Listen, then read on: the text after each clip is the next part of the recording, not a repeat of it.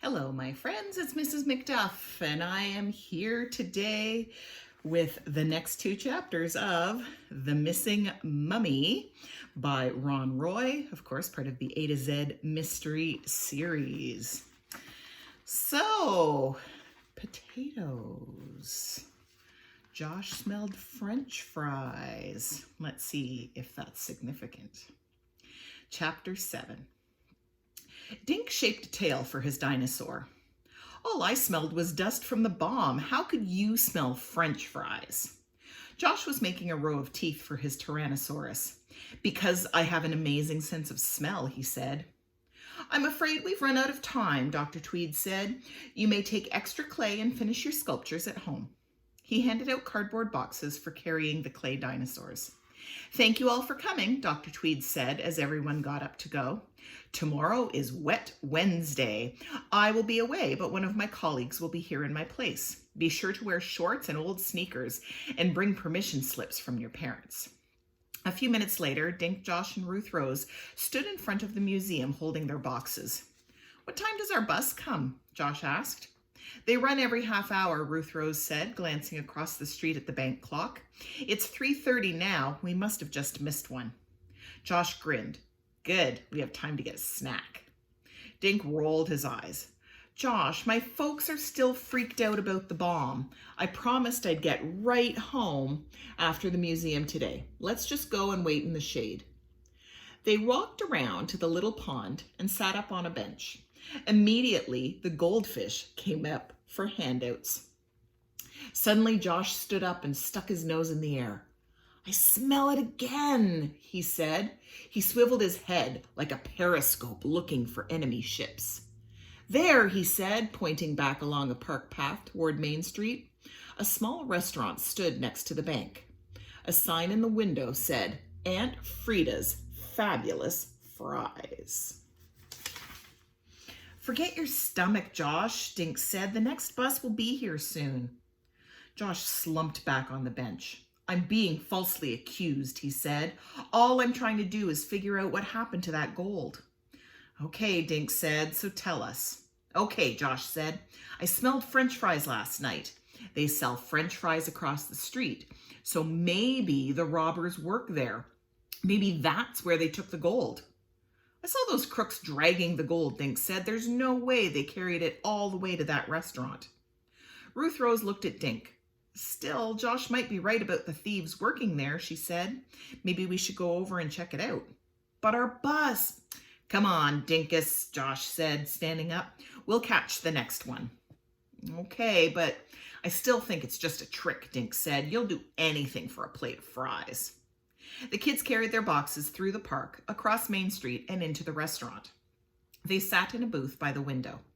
Overhead, a ceiling fan hummed, and a jukebox played an Elvis song. 6 teenagers were just leaving. They left behind a small mountain of dirty dishes and glasses. A roly-poly woman came through a swinging door with 3 glasses of ice water. She had gray hair and wore a white apron over her dress. Welcome to Aunt Frida's, she said. I'm Aunt Frida. I'll bet you've been to the museum, right? How did you know? Asked Ruth Rose. The woman pointed to Ruth Rose's small box. Wadsworth Museum was printed on its side. We made dinosaurs out of clay, said Josh. Oh, that would be Dr. Tweed, Aunt Frida said. He's one of my regular customers. So, what can I get you today? Fries and a lemonade, please, said Josh. You'll love my fries, Aunt Frida said. The best in Hartford. I'll have the same, Ruth Rose said. Dink made it 3, and Aunt Frida bustled away to the kitchen. Josh leaned forward and whispered, Maybe Aunt Frida was one of the robbers. Dink grinned. She doesn't exactly look like a robber, he said. Plus, the crooks were taller and thinner, Ruth Rose said. Aunt Frida returned with their fries, drinks, ketchup, and napkins. Let me know how you like my fries, she said. It's my secret recipe. The kids dug in, sharing the ketchup. A few minutes later, a woman with short, dark hair came out of the kitchen. She was wearing an apron and carrying a large plastic tub. The woman walked over to the table with the dirty dishes and began cleaning up. Dink heard her grunt as she lugged the loaded dish container into the kitchen. "What's the matter?" Ruth Rose asked Dink, who was staring after the departed woman. Josh waved a French fry in front of Dink's face. "Why the big eyes, Dink?" "That woman," he said.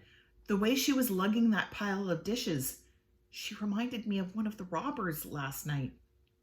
"Hot diggity," Josh said. "At last somebody agrees with me." Ruth Rose turned and looked toward the kitchen. "You know, she has short dark hair just like the woman who came out of the restroom before I found the mummy." The three kids stared at the kitchen door. "And she smells like French fries," Josh said. Chapter 8. Aunt Frida walked over to their booth. "My, you did a good job on those fries," she said. "Anything else?"